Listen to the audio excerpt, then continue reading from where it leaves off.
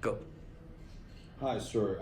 There are conflicting messages, on the Sino-U.S. discussions. From the 路德 asked the question. Social media. Yeah. The question is from Mr. Luder. So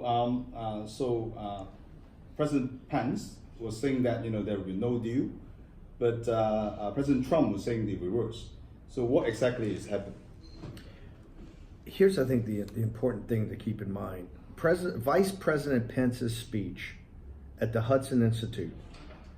Every blogger, every commenter, I think every citizen of China should read it and study it, because it's probably the most significant and important speech has been given about American-Chinese relationships in 50, 60 years. What he said is that we understand that we have a very close relationship with the Chinese people, a very close relationship with the country of China. But what you've had is this kind of radical cadre of the CCP that is forced in all aspects of society, basically war, information war, and economic war, as outlined in the book Unrestricted Warfare, which you should know I carry around almost like a Bible to study, right? I study this all the time. These are my notes, right? That says that the American government and the American people understand China's not the enemy, the Chinese people are not the enemy, but a radical element of the CCP is the enemy.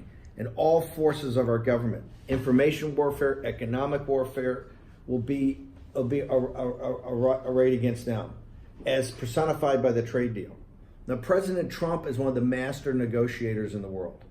And he understands that Wang Qishan and others around him in that cadre are trying to play games and trying to put up for the stock market, right? Of which people have to understand the CCP is trying to manipulate the stock market, right? They're buying on days that they say the Americans are closer to a deal, and they're selling on days that Americans are not close to a deal. It's all a game, okay? And sophisticated people, the Lighthisers and the Navarros and the people leading those negotiations know it's a game.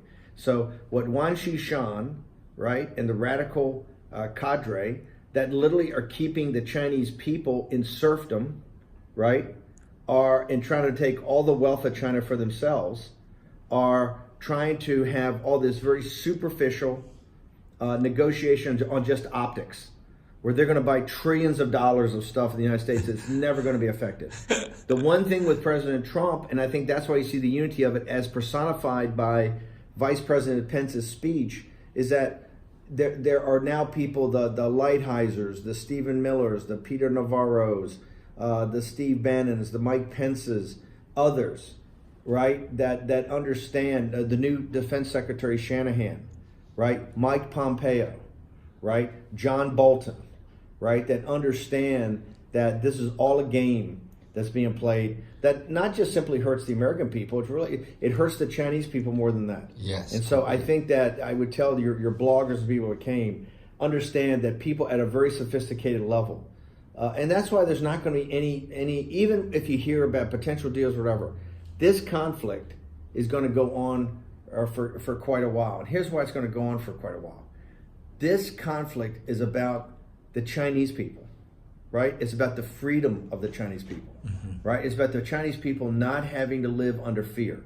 It's about the Chinese people not having to live under intimidation, right? It's about the Chinese people understanding they have basic human rights, right? And they don't have to be imprisoned. They don't have to be beaten. Their property doesn't have to be taken, right? Their ancestors have done too much to make China the great nation it is today, to have the Chinese people be abused, right?